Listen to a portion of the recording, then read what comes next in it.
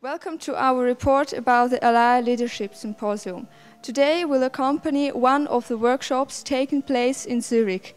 The leaders of the Institutes of the Arts will discuss on different subjects around values and its vulnerability. What is worth of cultural promotion? How is it managed in Switzerland? And what risks does it hide?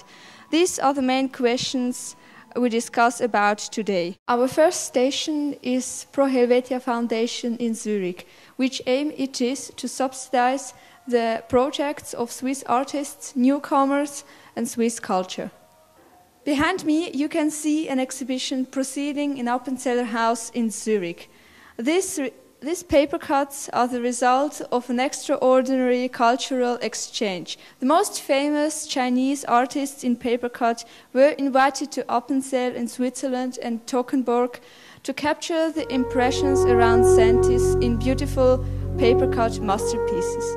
In the context of the 60th anniversary of diplomatic relationship between Switzerland and China, this exhibition will move to Beijing 2010.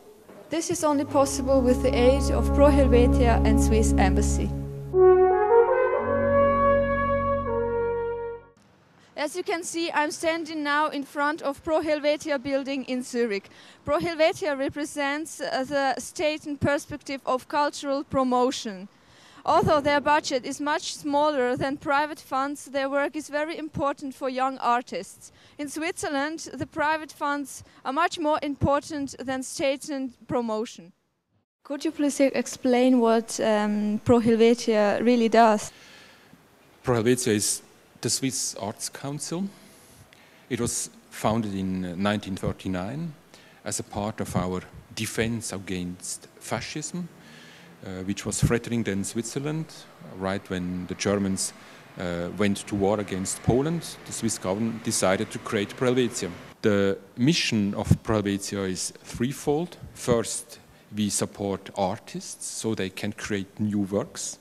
Secondly, we foster the internal exchange between the 3 or 4 different linguistic cultures of Switzerland. And third, and that's the key task of Pro Helvetia, we support almost everything that's related to cultural exchange with foreign countries.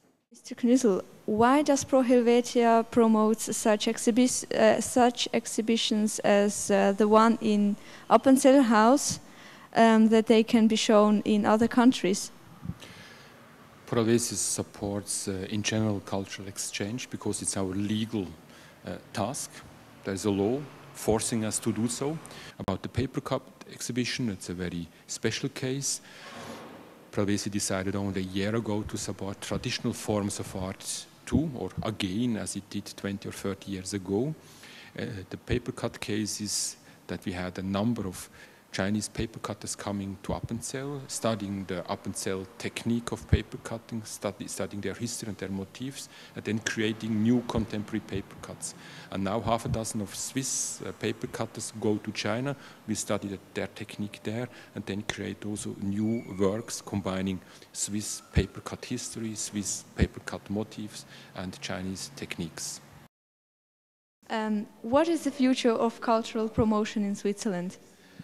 This is the main topic of our workshop today, and a very difficult question which is almost impossible to be answered in one sentence. I think we can see a clear development from promoting and funding cultural production towards promoting and funding the mediation of culture, and the question is what comes after that. Most probably it will be the promotion of cultural consumption. Our second station today is Kunstzeughaus in Rapperswil, which stores one of the biggest private collections of contemporary art in Switzerland. Now we are going to have an interview with the owner of the collection, Peter Bossart. What was your trigger to start one of the biggest collections of modern art in Switzerland nowadays? We don't know when it all started. We came back from the United States where we had worked and studied in 96, 70, and then we came back and I started to collect.